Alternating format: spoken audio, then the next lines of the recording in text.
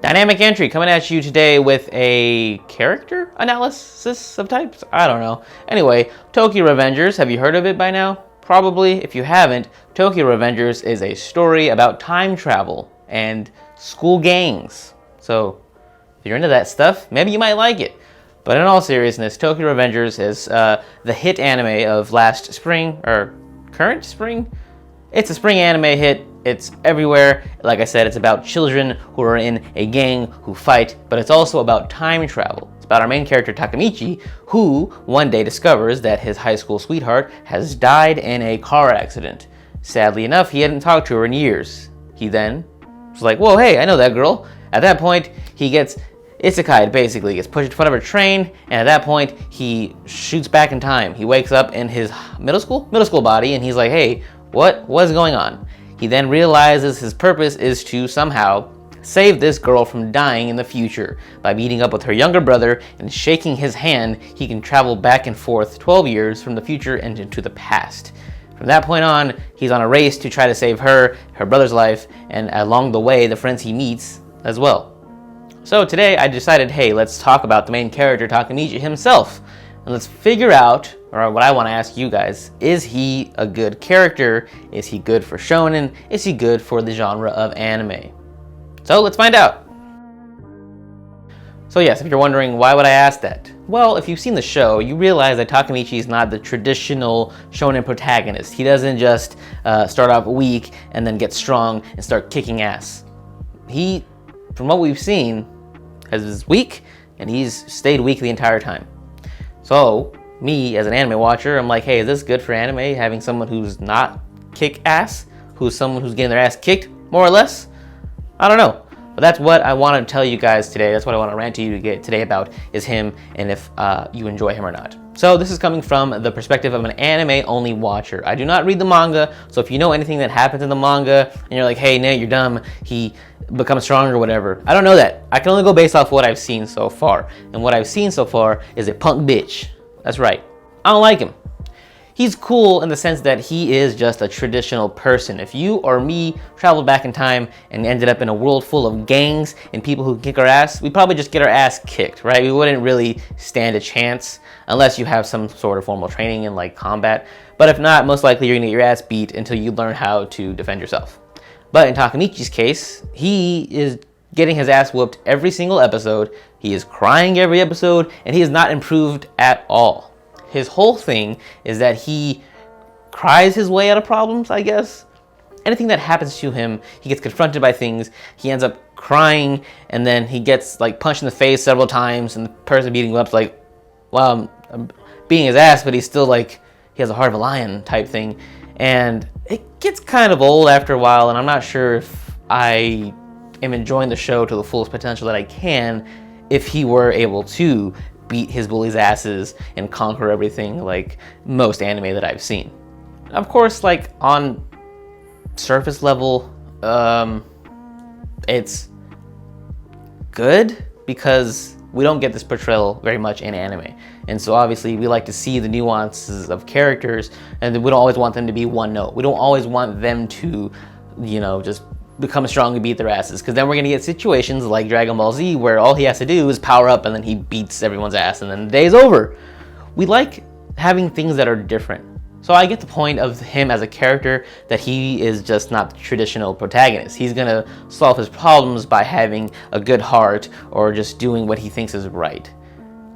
But it is really just so hard to get over for me. I don't know, maybe, like I said, if you dig deeper into this, it shouldn't be a problem, but for some reason it's holding me back. And yeah, I don't know, I've been struggling with this idea for the past few weeks that I've been watching the show. Now, you know, don't get me wrong, it's a really good show and I enjoy everything about it, and all the other characters, I guess, kick ass enough to make up for the fact that Takemichi can't kick ass. But I don't know, it's messing me up. I think I need to get over it somehow, but I guess it is good that we have him to show the differences in characters. And there's been other characters like him who kind of just like dicked around and like got through their series, but we've always seen them become stronger. We've seen Kaneki become the ghoul that he becomes in Kick-Ass. We've seen Shinji, I guess, getting the robot and kick ass. We've seen Deku progress as the months and years have gone on to become strong and conquer his problems, but we just haven't seen that yet with Takemichi. And I'm just wondering, again, as an anime-only watcher, do we ever get to see him become more than that, or is he just gonna always be the punching bag for anyone who's involved with him?